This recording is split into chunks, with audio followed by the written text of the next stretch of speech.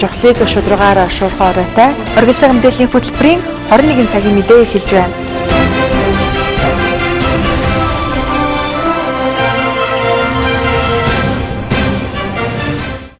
Орой мэнд үзэгчдээ жохлыг шударгаар шуурхай өргөн оройтой оргил цаг мэдээллийн хөтөлбөрийн 21 цагийн мэдээ эхэлж байна. Хүлээ авч үзнэ үү?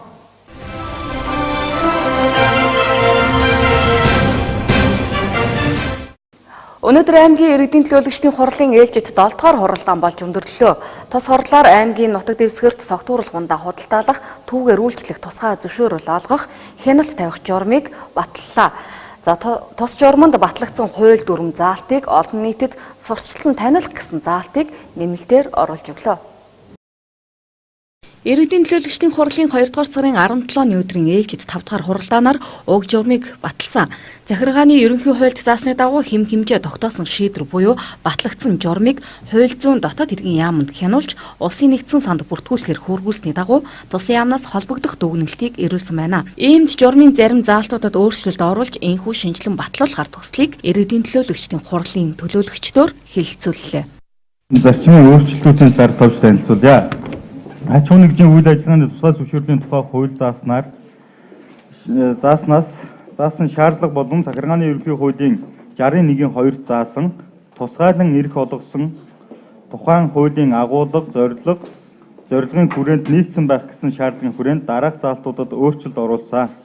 Үүнд 1-р согтууруулгундаа худалдаалах, түүгээр үйлчлэх тусгай зөвшөөрөл тусгагдах нөхцөлд шаардлагыг шинээр батлан гаргах, гэрээ байгуулах тухай тогтоолын 2 дахь заалт, зөвшөөрөл олгох сунгахтай холбоотой хувь хэмжээг тогтоох эрхийг иргэдийн төлөөлөгчдийн хурлын тэргүүлэгчдэд шилжүүлсүгэ гэсэн 3 дахь заалт, хариуцлагын гэрээ байгуулснаар тусгай зөвшөөрөл хүчин төгөлдөр болно гэсэн журмын 7 дахь заалт, нийт 6 хүртэлх бар буюу 150 м2-аас дээш худалдааны зал бүхий супермаркет, мини маркет гэсэн журмын 1-6 дахь заалтуудыг тус хассан.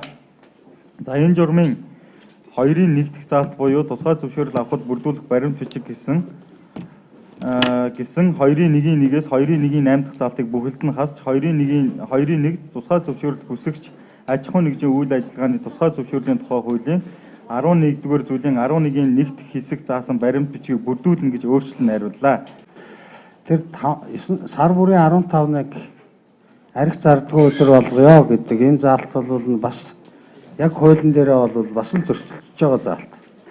Тэгэхээр бид нар хуулийн дээр нэгэн зөрчилдөж байгааг мэдсээрэж дахиж 2 дахь удаага буцаалах хэрэг байна уу? Энийг бол засаг дарга нутаг дэвсгэр дээр захирамжаараа зохицуулаад явах хэрэгтэй. Тэгвэл засаг даргын захирамж бас л нийтээр дагж мурж захирамж учраас хилцэгдэж бас л одоо хууль зүйн дотоод хэргийн яам дээр хянагдана гэсэн үг. Тэгээ энэ дээр бас та бүхнийг саналаа илэрхийлээрэй гэж хүсэж байгаамаа энэ зүгээр тодруулж хэллээ. Орхон аймагт өнөөдрийн байдлаар арх согтууруулгундаагаар үйлчилдэг, худалдан борлуулдаг 440 гаруй цэг байна. Орон нутгаас цаашаад эдгээр цэгийн тоог нэмэгдүүлэхгүй байх бодлогын хүрээнд арх согтууруулгундаа худалдаалах, түүгээр үйлчлэх тусгай зөвшөөрөл олгох, хяналт тавих журмыг баталж, хуулинд заагдсны дагуу дэгэнд оруулахаар энэхүү журмыг баталлаа. Баталсан тогтоолд журмыг хэлэлцүүлэх ажлын хэсгийг байгуулж, дүнг жил бүрийн 4-р улиралд багтаан аймгийн иргэдийн төлөөлөгчдийн хурлын тэргүүлэгчдийн хуралдаанд танилцуулах, согтууруулгундаа худалдаалдаг, түүгээр үйлчилдэг цэгүүдэд 2017 оны 4-р улиралд багтаан адстаашлал явуулах, илэрсэн зөрчлийг арилгуулах, тус тогтоол баталсантай холбогдуулан 2017 оны 2-р сарын 17-ны өдрийн ээлжид 5-р хуралдааны тогтоолыг хүчингүйд таатсан байна. Яваал очдөг нэг 2 дахь өдрийн мартцсан хүмүүс очиод бүр тэгэл гайхаад бас нэг жоохон хүндрэл учирсан ийм байдал болдог. Инээсээ болоод нөгөөдхийгээ гуйж, царайчлах, тэгэл янз бүрийн байдлаар бас ер нь тэгэл аргын ивийг олж байгаа л авдаг шүү дээ. Тэгэл эн чин цаанаа бас хууль хэрэгжихгүй тийм хуулиуд, тийм одоо журмууд яваад байдаг. Дээрээс нь шагчид маань бол одоо тэнд одоо бас хууль зөрчсөн үйлдэл гаргаад байдаг. Ийм учраас энэ 2 дахь өдөр дээрээс нь сарын 15 гэдэг бас асуудлыг үл ер нь болгон зүйтэй байна. Харин одоо манай энэ хууль хяналтын байгууллагууд цагдаагийнхан энэ архичинтайгаа нэлээд сайн тийм архичидтайгаа сайн тэмцмээр байна. архиугаа дагсан согтуу тавьсан хэвийн бус одоо үйлдэл гаргасан ийм хүмүүстэй жоохон хариуцлагыг өндөржүүлээд ийм байдлаар явах нь зүйтэй байхаа гэж бодож байна. Тэгэхээр Энэ журмыг 2 сард хүчингү болсон. 2 сард бид нар дахиад журам баталсан. Одоо хүртэл одоо нөгөө шинэ 2 сард баталсан журмаараа явж байгаа гэж ойлголоо. Гэтэл энэ маань одоо хуульд нийцээгүй гэсэн.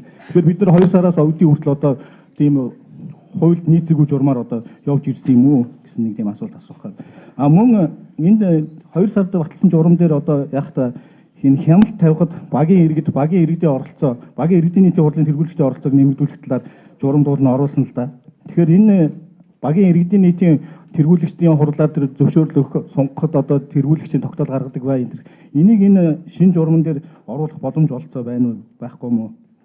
Тус журманд нэмэлтээр архи согтууруулахундаа түүгээр үйлчлэх дүрм журмыг олон нийт иргэдэд сурчлан таниулах гэсэн заалтыг нэмж оруулах саналыг аймгийн иргэдийн төлөөлөгч Алтан шагаа оруулсан юм а.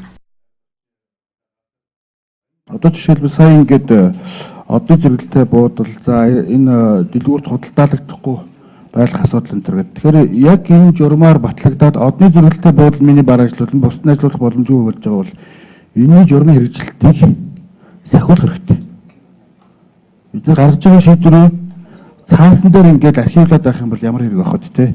Тийм учраас энэ хамгийн гол зүйл нь журмын хэрэгжилтэнд хяналт тавих, за мөрдүүлэх ажлыг зохион байгуулах хэрэгтэй байна гэдэг нь ихний санал байна. За хоёрдугаарт нь 2 сарын журам гарсны дараа нэлээд их хилэн болсон. Та бүхэн өөрсдөө мэдэх бах. Манай энэ журмыг гарсны дараа мөрдүүлэх чиглэлээр эсвэл олон нийтэд зөвхөн ойлголт өгөх чиглэлээр ерөөсөө огт ажил хийдэг байхгүй юу? Тэгээ сошиал хуулиар ерөөсөө балбалж юу яасан шүү дээ. Баг бүгдээ ингэж архичин болох гэж байгаа юм шиг ингэж явдгийм байл шүү дээ. Тэгээ сурталчлах буюу гаргасан шийдвэрээ зүгээр ойлгох, иргэдэд зүгээр ойлгох асуудал огт хийхгүй байдгийг энийг нэг анхаарал даваач гэж хэлэх гэж байна. За баярлалаа. Энэ дэр сая нөгөө орж ирсэн саналаар шууд энэ дэр тусдаа заалт оруулах бараг шаардлагагүй юм шиг байна. Зүгээр ингэж редакцлол яасан бэ гэж манай төлөөлөгчд анхаарч байгаарай. 2-1 дээрээ журмыг иргэдэд сурталчлан таниулж гэдэг тасалтай байд хэрэгжүүлэх ажлыг зохион байгуулж гэдэг явуучвал болж гин үү? Алтан шагаа төлөөлөгч юу? Таны санал ингээд тараа энэ 2-1 дээрээ журмыг иргэдэд сурталчлан таниулж тийм ээ? Тэгчгээд тасалтай хэрэгжүүлэх ажлыг зохион байгуулах гэдэг цаадах заалтаа засаг дарга дээр болж байна уу тийм ээ? За тэгвэл энэ томьёолоор сурталчлан гэж байна. Энэ тогтоолыг батлах гэсэн саналтай төлөөлөгч саналаа илэрхийлээ.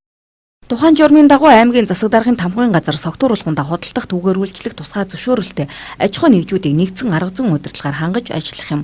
Ингэснээр архитан согтууруулахтаа тэмцэх тухай хуулийн 6 дугаар зүйлийн 6-гийн 5-д заасны дагуу согтууруулахундаа худалдах түүгээр үйлчлэгээ эрхлэх тусгай зөвшөөрөл бүхий газруудын үйл ажиллагаа явуулах цагийн хязгаарыг аймгийн засаг дарга тогтоож сумын засаг дарга ажиллах цагийн хуваарийг баталж мөрдүүлэх юм а. Мөн Баян өндөр сумын нутаг дэвсгэрт аймгийн нэгдсэн камержуулалтын систем цагдаагийн газрын бүрэн хяналтын дур согтууруулахундааг тэгтэг цагаас хойш худалдах түүгээр үйлчлэх аж ахуй нэгжид сонгон шалгаруулах замаар тусгай зөвшөөрөл олгоно. За согтууруулахундааг шөнийн тэгтэг цагаас хойш худалдах үйлчлэх тусгай зөвшөөрөл олгохдоо байршил худалдаа үйлчлэгээний төрөл хэлбэр болон бусад үзүүлэлтийг харгалзан сонгон шалгаруулалтын материалд наривчлан зааж өгөх юм а.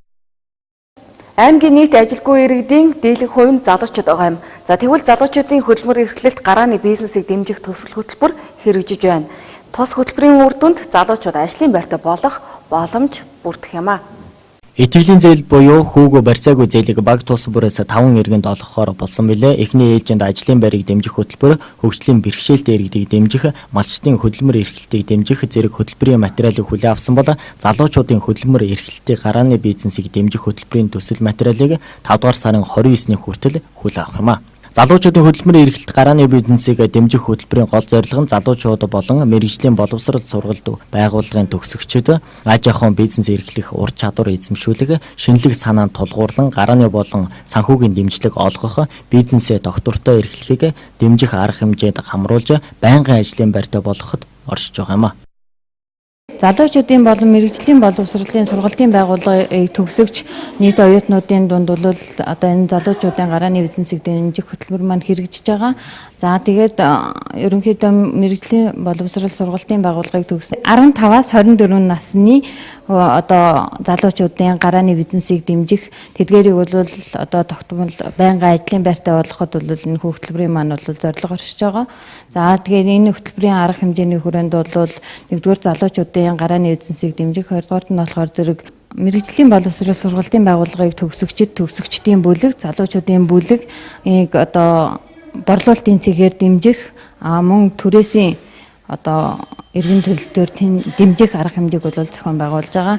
Тэгээд мэрэгжлийн боловсрол сургалтын байгууллагыг төгссөн одоо төгсөгчдийн дунд материалыг бол одоо 5 сарын 29-ний 18 цаг хүртэл хөдөлмөр халамж үйлчилгээний газар бол одоо хүлээн авч байгаа. Ийхүү 15-аас 34 насны залуучууд 15-аас 24 насны мэрэгжлийн боловсрол сургалтын байгууллагын төгсөгчид сургалтын байгууллагууд бизнес инкубатор төвүүд гарааны бизнес дэмжих зэрэгээр хамрах ба гарааны бизнес эрхлэх сэтгэлгээ сургалт зохион байгуулах шилдэг гарааны бизнесийн төслийг сонгон шалгаруулж эхний байранд шалгарсан төсөлд 10 сая төгрөгийн эргэн төлөгдөх санхүүгийн дэмжлэг олохоос гадна санхүүгийн дэмжлэгийг 24 сарын дотор 100% эргүүлэн төлөхөөр тусгасан байна.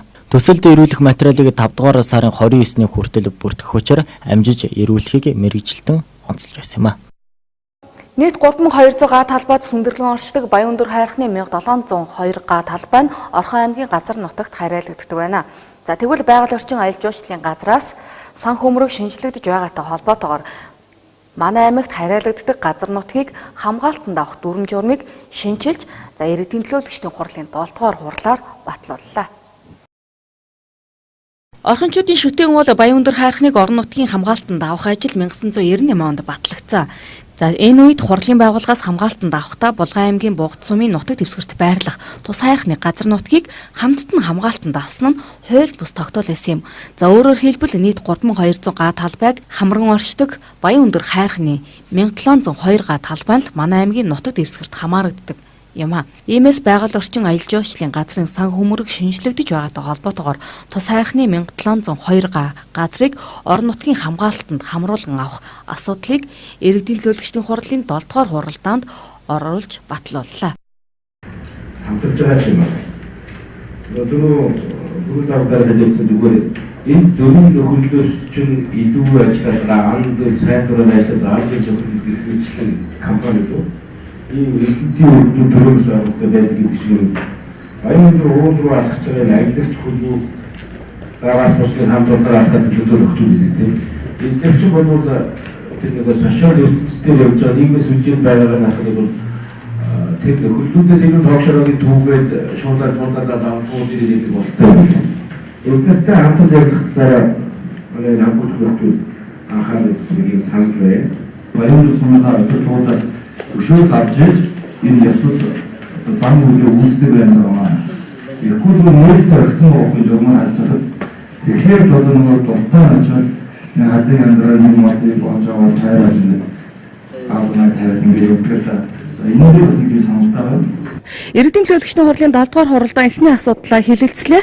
За эхний асуудал нь Баянүндэр уулыг орон нутгийн хамгаалтанд шинжилгээ авах тухай бас хэлэлцсэн байгаа. Тэгэхээр яг Баянүндэр сумыг одоо аймгийн хамгаалтанд авахд одоо ямар хүндрэл Булган аймгийн бас зарим хэсэг газар нь Баянүндэр ууланд манаас байдаг да тийм ээ.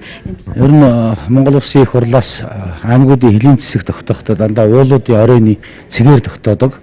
Тэгээд ихтэй манай Баянүндэр уулын маань одоо баруун тал буюу нэг хэсэг нь Булган аймгийн нутаг, зүүн тал маань бол манай Орхон аймгийн нутагт нэгс Баянүндэр уул манай хоёр хуваагдаж яаж байгаа. За энэ удаа бол үнэхээр одоо Баянүндэр уулын нутгийн хамгаалалт хүндрэлтэй байгаа. Бид одоо Булган аймгийн нутаг дээр байгаа Баянүндэр уулынхаа нэг хэсгийг бол тусгай хамгаалалт авахд бол манай хурлын эрх хэмжээ өрөхгүй. Тэгээ энэ хүрээндээ бид нар сая өмнө байсан юмнуудыг өөрчлөгдөд яг өөрийнхөө нутаг төвсгд байгаа Баянүндэр уулынхаа юм тусгай хамгаалалт авах ажлыг бол зохион байгуулж хийж байгаа маа хурлаа. Манай аймагт ялангуяа одоо манай аймгийн иргэд үйлчлүүлээд байдаг хэрнээ яг Булган аймгийн нутаг дэвсгэрт одоо үйл ажиллагаа явуулж байгаа юм аймаг бүсэд үйл ажиллагаа явуулж байгаа амралтын газрууд аадаг. Яг энэ газруудтай одоо бас ямар одоо харилцаа холбоотой ямар уялдаатай ажил. За энэ дээр бол Орхон Булган аймгийн хоёр засаг даргын хамтын гэрээнд туссны дагуу мөн дээр нь хоёр байгаль орчин аялал жуулчлалын газрын дарга хамтын гэрээнд туснаа дагуу хамтарсан шалгалтыг хамтарсан үйл ажиллагааг тэднийг дэмжих чиглэлээр бол үйл ажиллагаа явуулж эхэлж байна. Орон нутгийн тусгай хамгаалтанд авсан газрын зохион байгуулалт ан амьтан байршуулах ажлыг аймгийн байгаль орчин аялал жуулчлалын газраас төлөвлөгөө гарган ажиллах ёстой. Эхний ээлжинд тус хайрхныг хамгаалан ажиллаж байгаа нөхөрлөлийн үйл ажиллагаанд хяналт шалгалт хийж цаашид хамтран ажиллах хэсгээ тодорхой болгох юм. За энд гарч байгаа хамгийн том зөрчил бол тус хайрхныг хамгаалах өөрөг бүхий нөхөрлөл хоршоод өөрсдөө амралтын газар совилол байгуулсан явдал юм а. За өнөөдөр Орхон аймгийн орчин тойронд ойн бүсэд үйлчлэгээ үзүүлж байгаа амралт совиллын газруудын дийлэнх хувь нь Булган аймгийн нутаг дэвсгэрт хамаардаг. Харин үйлчлүүлэгчдийн дийлэнх хувь нь манай аймгийн иргэд байдаг. За хэдийгээр орон нутгийн хамгаалалтын асуудал шийдэгдсэн ч цаашид ямар ажил хийгдэх, хинээр хамгаалах хэсэг нь тодорхойгүй хэвээр үлдэж байгаа юм. За орон нутгийн хамгаалттай баян друулыг хамгаалах, нүхэн сэргээх, нөөц баялагийг зохистой ашиглах, ойн санг гэрээгээр эзэмших зэрэг харилцааг орон нутгийн хамгаалттай баян друуланд мөрдөх, журмаар зохицуулна гэдгийг тус хурлаар баталлаа. Орхон аймаг дахь Монгол банкны хилцээс мөнгөн тэмдэгтийн соёлтой хэрэглээ аяны хүрээнд болон банкны ажилтны өдрийг зохион байгууллаа. За тус удирдлагыг аймгийн хэмжээнд үйл ажиллагаа явуулж буй арилжааны банкудтай хамтран зохион байгуулсан юм. Мөнгөн тэмдэгтийн зохистой хэрэглээ аяны хүрээнд зохих зарах хэмжээнд Хас банк, Хаан банк, Төрийн банк, Голомт банк, Худалдаа хөгжлийн банк зэрэг банкны хамт олон өргөнөөр оролцож мөнгөн тэмдэгтийн үнцэн зөв зохистой хэрэглээний талаар иргэдэд мэдээлэл өгч мөнгөн тэмдэгт юуны улмаас үнгүүдэлд хүрч байгаа талаар зааварчилж байлаа. Мөн тус аянд нэгдсэн хамт олон цус хандивлах аянд нэгдснээс гадна зоосон мөнгө эртний цаасан дэвсгэртийг үзэгслэн болгон дэлгэн харуулсан байсан тэнд хуран зугсан хүмүүсийн анхаарлыг ихээхэн татж байсан юм а.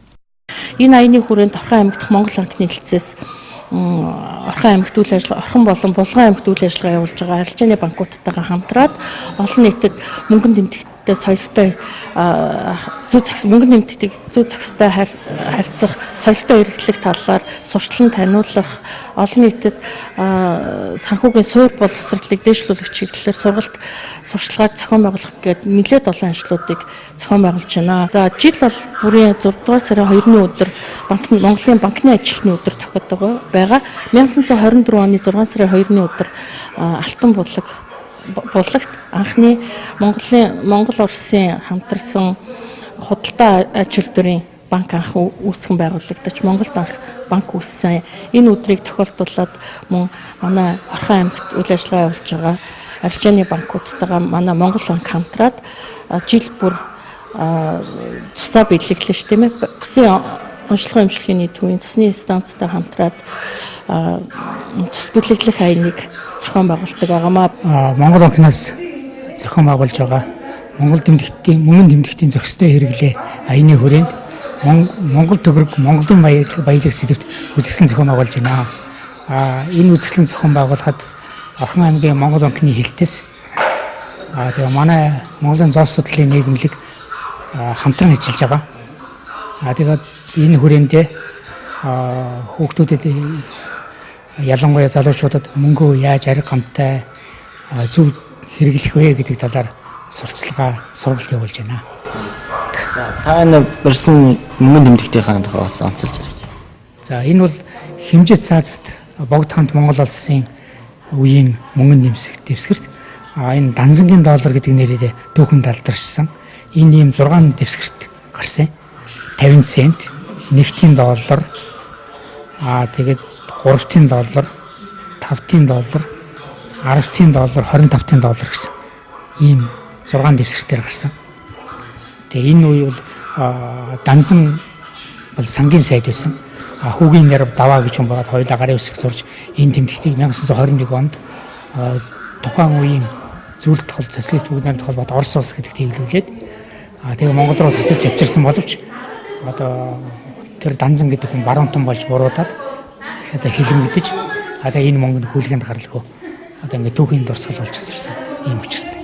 Мөн Монгол улсын иргэдийн бэлэн мөнгөтэй харьцаж буй соёлыг харуулаад тун тааруу байгаа юм. Иймээс иргэд улсынхаа мөнгөн тэмдэгтэд хүндэтгэлтэй хандаж цэвэр соёлтой хэрэглэж хэвших, түүнийг хайрлах, жижиг дэвсгэртэйг төлбөр тооцооны баталгаад хүчин төгөлдөр хэрэгсэл болгохын хувьд зүй бусаар ашиглахгүй байхаа бэлэн мөнгийг хэтвч төрөвчөнд хийж хэвших хүнсний захуудад худалдаа эрхлэгчид ялангуяа жимс ногоо түүхийн мах борлуулдаг иргэд тухайн барааг барьсан гараараа цаасан мөнгө барихгүй байхаа ерөнхий боловсролын сургуулийн насныханд төгрөгийн үн цэнийг сурталчлан зөв хэрэглээд сурахад иргэн бүр идэвхтэй санаачлагтай ажиллах шаардлагатай байгаамаа. Төгрөг болоо манай улсын үндэсний тусгаар тогтнолоо зан заншлын бэлэгдэл юм. Үндэсний мөнгөн тэмдэгтээ хайрлаж зүй зохистой хандахыг Монгол банкны хамт олон уриалж байлаа. Дараагийн мэдээг хүргэе. Аз номхон далайн бүсийн скаутын 31-р жэмборыг зохиогдох гэж байна. За бүсийн хэмжээнд 4 жилд ганц болдог энэхүү арга хэмжээнд Монголоос 4000 хүүхэд оролцохоор болсон байна. Аз номхон далайн бүсийн 31-р жэмборыг Монголд анх удаа. Жэмборын олон улсын скаутын майхан цугларалт бөгөөд энэхүү арга хэмжээнд оролцсноор өөрийн сурсан мэдсэн зүйлээ авьяас чадвараа бусад найз нөхдөд харуулах, шин зүйлүүдэд танилцж шин мэдээллийг хүлээн авах 4 жилд нэг удаа болдог үйл ажиллагаа юм а. Аз номхон далайн бүсийн скаутын 31-р жэмборыг зохиогдох гэж байна. Бүсийн хэмжээнд 4 жилд ганц болдог энэхүү арга хэмжээ нь 2017 оны 7 дугаар сарын 27-ноос 8 дугаар сарын 2-ны хооронд зохиогдох ба Монголоос 4000 хүүхэд оролцохоор болсон бол Эрдэнэт хотоос 200 хүүхэд оролцохоос одоогийн байдлаар 120 гаруй хүүхэд бүртгүүлээд байгаа юм байна. Өнөөдрийн байдлаар бол бас олон нийтийн телевиз хэвлэл мэдээллийн хэрэгслүүдээр FM радиогоор одоо нийтэд мэдээлэл өгөх. За мөн хоёр сургууль дээр байгаа энэ жэмбэрид Аз номхон далайн бүсийн 31-р жэмбэрид явахаар сонирхож байгаа энэ хүүхдүүдэд бас мэдээлэл өглөө. За маргааш бол бас 31-р жэмбэрид хүүхд удирдах явах багш нарт сургалт хийх, тэр хүмүүст мэдээлэл өгөх ийм үйл ажиллагаа хийх гэж байна. Ер нь бол 7 дугаар сарын 27-оос 8 дугаар сарын 2-ны өдрүүдэд одоо хуучнаар найрамдалцлаа. Одоогор бол найрамдал цогцлбор төвд болох энэ олон улсын арга хэмжээнд бол нийтдээ 40 улсын 2000 гаруй гадаад хүүхдүүд. За Монголын 21 аймаг 9 дүүргийн бол 4000 орчим хүүхдүүд оролцох байгаа. За Эрдэнэт хотоос бол одоо нэг 200 хүүхэд оролцох квотатай. Одоогийн байдлаар 100 гаруй хүүхдүүд нь бол бас бүртчихэд байгаа юм. Тэгэхээр бол одоо үлдсэн энэ 80 хүүхдүүд дээр бол эцэгчүүд маань яаралтай бүртгэлд хамрахад бол их өөрсдөнд зүйтэй юм. Юу гэхээр 6 сарын 15-наар манай бүртгэл хааж байгаа учраас энэс өмнө амжиж бас ингээ бүртгүүлээрэй л гэж хэлье да. Дэлхийн өнцөг булан бүрээс ирсэн үе тэнгийнхэнтэйгээ нэг хотхонд байрлаж, нэг бүжгийн талбайд бүжиглэж, нэг хөтөлбөрт хамт оролцож, нэг гал тогоонд хоолоо хийнгээ, тэдэнтэй их хэлээр нь ярилцсан гадаад хэлнийхээ мэдлэг чадварыг нэмэгдүүлэх, цаашид байнгын харилцаа холбоотой байж насан туршин найзууд болох боломжтойг Монголын скаутын холбооны удирдах зөвлөлийн гишүүн Ариун Чулуун хэллээ. Оргил цаг мэдээллийн хөтөлбөр ойрын өдрүүдэд сошиал ертөнцид шууган тариад буй цагийн мэдээллийг хүргэж байна.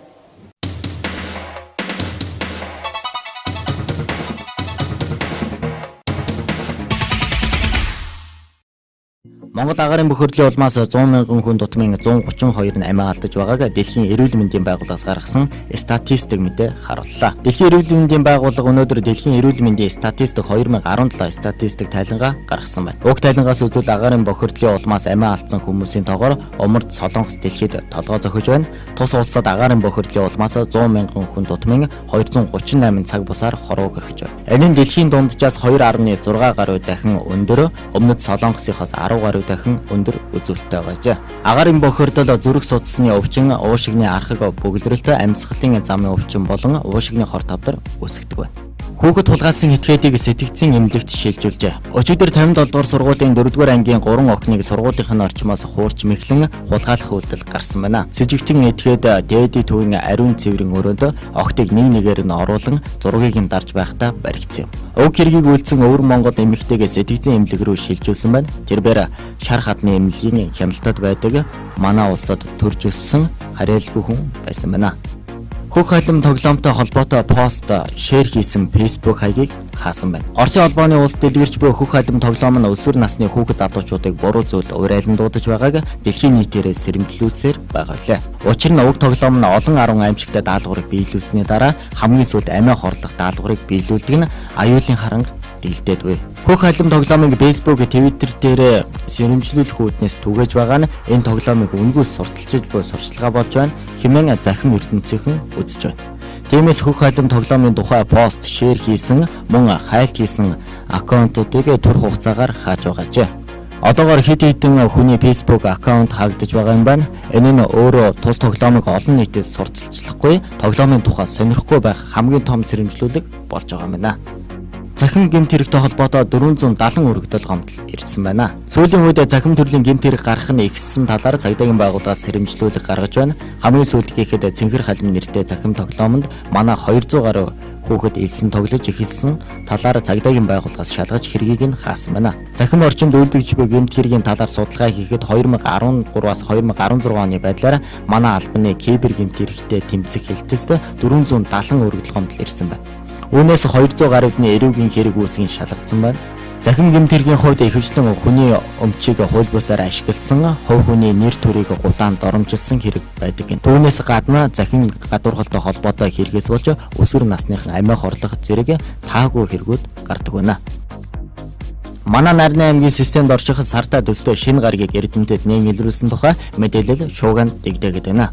Энэ тухай мэдээг Astrophysical журналист Литер сэтгүүлд нийтэлсэн байна. Тус сэтгүүлд нийтэлснээр шинэ гараг нь сартаа тун төстэй буюу 250-аас 350 км-ийн диаметртэй гэсэн байна. Тус Нарны аймгийн системд орших сартаа төстэй шинэ гараг нь ойролцоогоор 45 цагийн дотор тэнхлэгээ бүтэн тойрдог юм байна. Мөн тус гараг дээр газрын гүнээс татах хүчний нөлөөлөлч бага хэмжээгээр илэрсэн хэмээн эрдэмтэд онцлсон байна.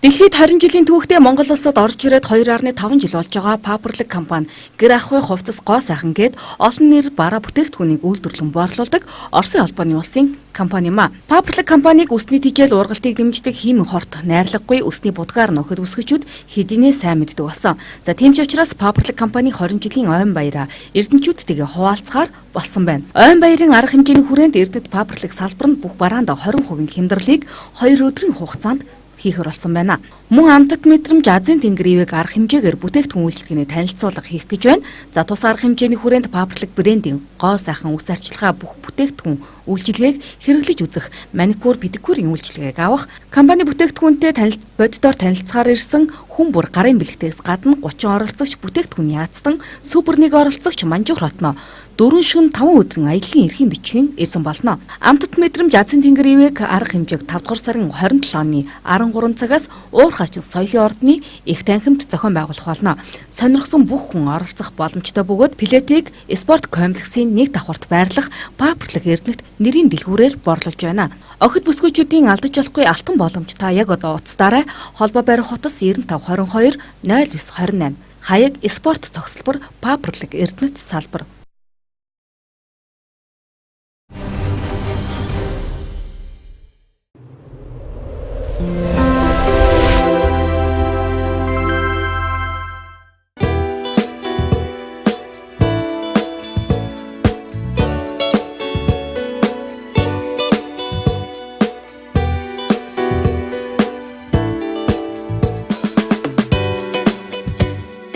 Оюун өсчин гоо сайхны салон өсчин болон гоо сайхан маникюр, зам гоо сайхны бүх төрлийн бүтээгдэхүүн, тураах бүтээгдэхүүний үйлчилгээг үзүүлдэг байгаамаа. Өсчтийн тухайд бол мэрэгжлийн чадварлаг хамт олон бүрдсэн. За энгийн болон гоёлын тарилтаас ихсүүлээд шулуун бурчгар хэмээх баталгаа гарган хийж байна. За мөн бүх төрлийн өнгө багах, өсний сор тавих үйлчилгээг үзүүлнэ.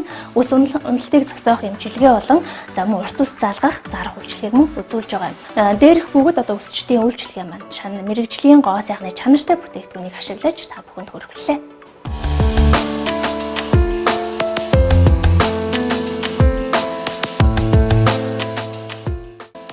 За оюун салоны гоо сайхны бүтээгдэхүүн үйлчилгээг та бүхэнд өргөжлүүлэн танилцуулъя. Гоо сайхны тухайд гэх юм бол хүчил төрөгчтэй аппарат болон хүчил төрөгчтэй лазер аппарат үйлчилгээг үзүүлж байгаа. За хүчил төрөгчтэй аппарат нь булчин чангалах үйлчилгээ бол эндүүдх массаж, арьсны эдисийг одоо сэргээх зэрэг массажийг хийж байгаа л за мөн одоо батга эдээ дөрвслийг аппаратаар арьсны гүнээс оруулж цэвэрлэх үйлчилгээг үзүүлж байгаа юм. За хүчил төрөгчтэй лазер аппарат нь бол одоо батга болон үрчлээ, сэвх арилгах, за мөн хацрын улаан арилгах, за хөмсгөний шивээс болон бүх төрлийн биеийн шивэсийг арилгах үйлчилгээг үзүүлж байгаа. За гоо сайхны үйлчилгээний тухайд гэх юм бол мөн биеийн илүүдлүүс авах бикини хийх үйлчилгээ, булган, торгон сормоос суулгах, за чихт соолох болон хөмсг шийх, засах зэрэг үйлчилгээг үзүүлж байгаа юм а. Оюун салааны тухайд бол олон жилийн турш Эрдэнэ хотод үйл ажиллагаа явуулж байгаа. Сүүлийн үед бол тураах бүтээгдэхүүн бас борлуулж хэрэглэгчдийн бас сэтгэлийг дааж өгсөн. Тэгэхээр тураах бүтээгдэхүүний тухайд гэх юм бол барьцаал улсын хүний биед сүрэг нөлөөгүй. За хүний биеэс бол хоригдлогдсон өөхийг шатаах, хүс гадагшлуулах, богино хугацаанд үрдэн үзүүлэх бас барьцаал улсын тураах бүтээгдэхүүнийг борлуулж байгаа. Тэгэхээр сүүлийн үед бас Малайз улсын шинэ бүтээгдэхүүнийг оруулж ирсэн байна. Энэхүү бүтээгдэхүүнийг та бүхэндээ танилцуулъя. За энэ бүтээгдэхүүн маань бол Малайз улсын эко бүтээгдэхүүн, Инсом гэдэг нэртэй энэхүү бүтээгдэхүүн байна. За тус бүтээгдэхүүн маань яадаг вэ гэхээр одоо нийт бол 88 төрлийн ногоо болон жимсний найрлагатай хүний биед хор нөлөөгүй Малайз улсын эко бүтээгдэхүүн байгаа юм а. За тус одоо бүтээгдэхүүн маань бол хүний биед хор нөлөөгүй, илгийг өөхлөхөөс сэргийлнэ, илэгний үйл ажиллагааг сайжруулна, согтууруулах ундаанаас илгийг хамгаална. За мөн 7-оос 10 кг турна. За ганцхан жин хасах гэхгүйгээр жин нэмэхэд хүртэл нөхөө бүтээгдэхүүнийг хэрэглэх боломжтой юм байна. За мөн даралт тогтворжуулна, ходоод эзний үйл ажиллагааг сайжруулна, толгойн өвдөлт арилгах нь батга, сэвэх, нөсөө толгов зэргийг арилгах гэд маш олон давуу талыг үзүүлэх энэхүү одоо шинэ эко эрүүлжүүлэн тураах бүтээгдэхүүнийг оюун салоноос та бүхэндээ танилцуулж байна. Маникюрын үйлчилгээний тухайд гэх юм бол шилэн болон гэл хүмүүс хийж байгаа. Америкийн гелэн будгаар энгийн болон загварын бүх төрлийн бодол засалтуудыг хийж үйлчилж байна.